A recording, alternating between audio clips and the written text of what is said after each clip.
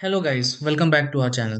If your Hilti battery suddenly stops charging and your tools are left sitting without power, it can quickly interrupt your workday. Sometimes the charger light behaves differently than usual, while other times the battery simply sits in place without showing any charging progress.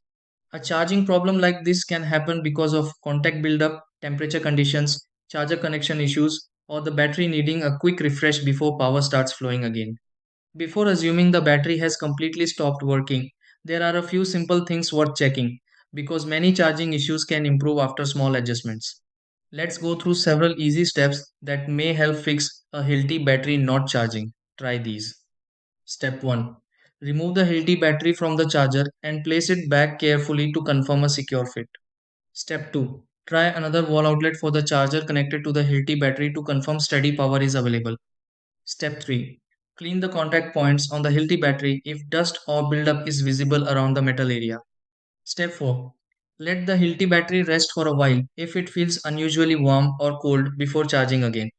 Step 5. Test the Hilti battery in another compatible charger if one is available nearby. Step 6. Watch the charging indicator linked to the Hilti battery and confirm normal charging begins again.